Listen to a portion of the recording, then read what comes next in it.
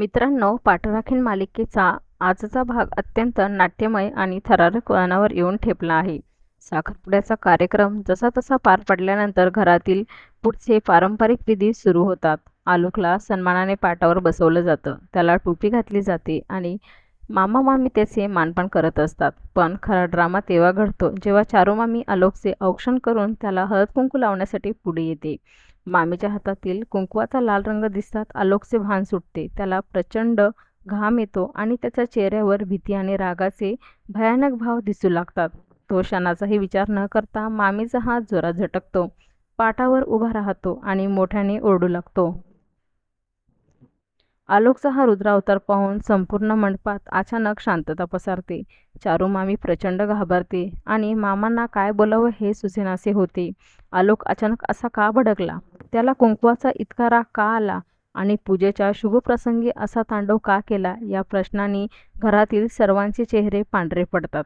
सुलक्षणाला प्रकरण हाताबाहेर जात असल्याचे स्पष्ट दिसून येते, तर प्रीती इकडे मनातल्या मनात या गोंधळाचा आनंद घेत असते. परिस्थिती पूर्णपणे बिघडणार तितक्यात प्राजक्ता पुढे येते आणि अतिशय हुशारीने सावधपणा दाखवते. ती सर्वांसमोर उभी राहून एक पांढरं सत्य रचते. प्राजक्ता सांगते की आलोकला लहानपणापासून कुंकवातील केमिकल्स आणि लाल रंगाची प्रचंड ॲलर्जी आहे. लाल रंग दिसताच त्याला अस्वस्थ वाटू लागते आणि चक्कर आल्यासारखं होतं. प्राजक्ताच्या या बोलण्यामध्ये घरातील सर्वांचा जीव भांड्यात पडतो. मामा आणि मामी सुटकेचा श्वास घेतात आणि आम्हाला हे आधी माहीत नव्हतं असं म्हणत प्रकरण शांत करतात. प्राजक्ताने प्रकरण अतिशय कौशल्याने सावरून घेतलेले असते, तरी सुलक्षणाला मात्र आतून मोठी चिंता सतावू लागते. सुलक्षणाला ठाऊक असतं की आलोकचा हा राग ॲलर्जीमध्ये नसून त्याच्या भूतकाळातील एका मोठ्या रहस्याशी जोडलेला आहे.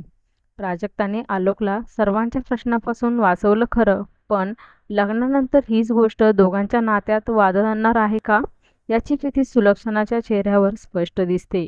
प्राजक्ताच्या या युक्तीमुळे आजचा कार्यक्रम कसा तरी निर्विघ्न पार पडतो.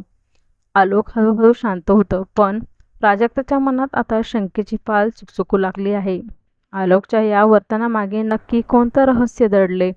आलोक लाल रंग पाहताच असा का वागतो आणि प्राजक्ता या रहस्याचा शोध घेऊ शकेल का, हे पाहणे आता खूपच रंजक ठरणार आहे.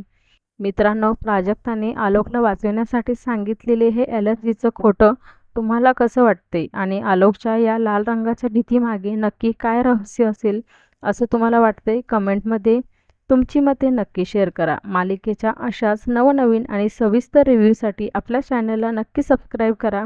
भेटूया पुढील भागामध्ये. धन्यवाद.